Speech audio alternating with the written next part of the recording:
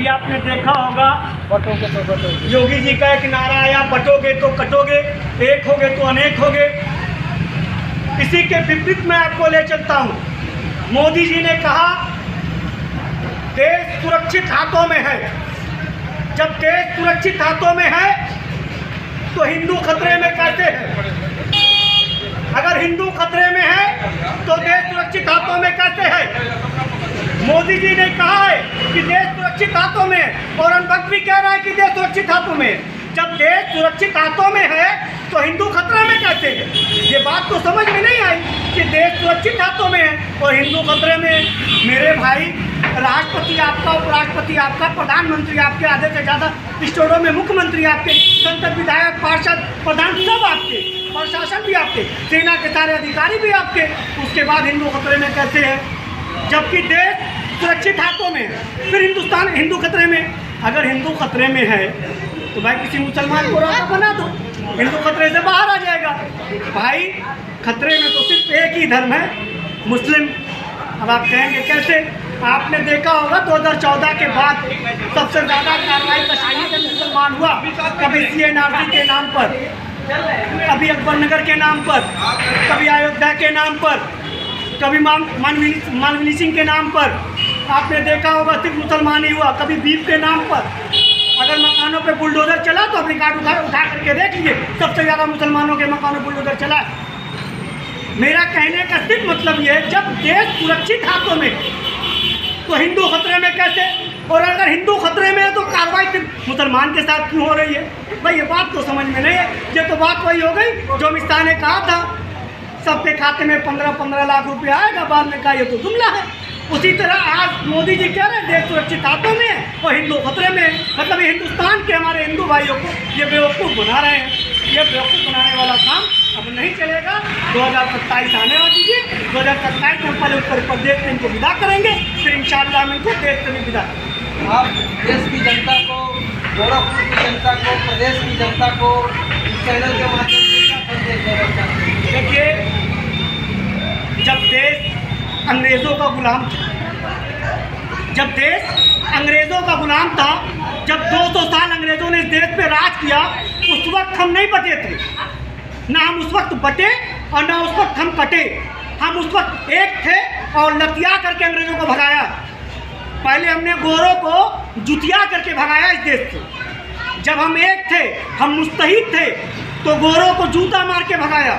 और अब अगर हम मुस्तहिद हो गए, एक हो गए, तो चोरों को जूता मार करके इस देश से भगाएंगे।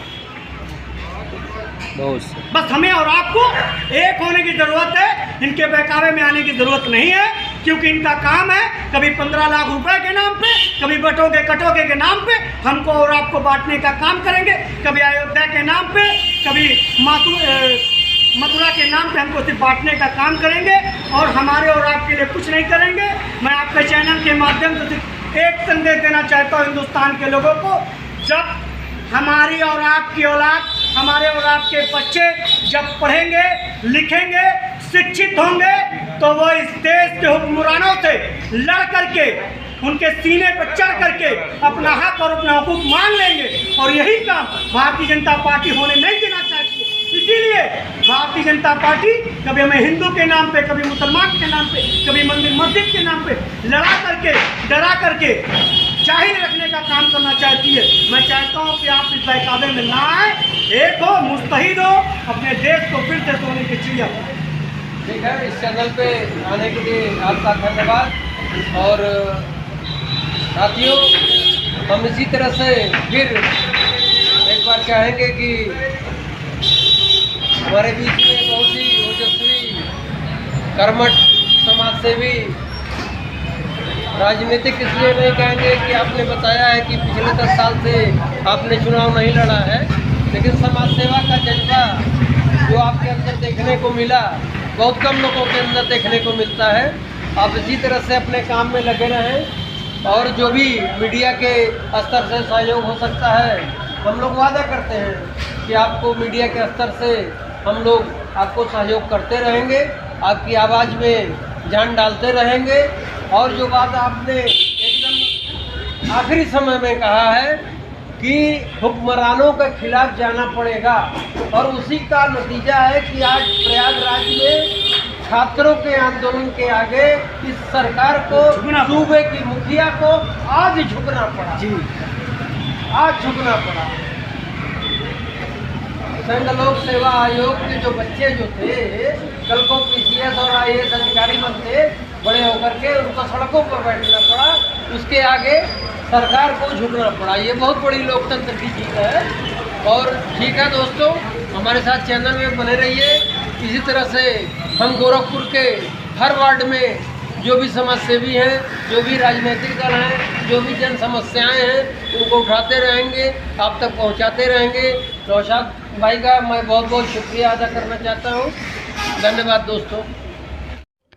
अगर आपको हमारी वीडियो पसंद आई तो हमारे चैनल को लाइक, कमेंट और सब्सक्राइब करना ना भूलें। Thank you.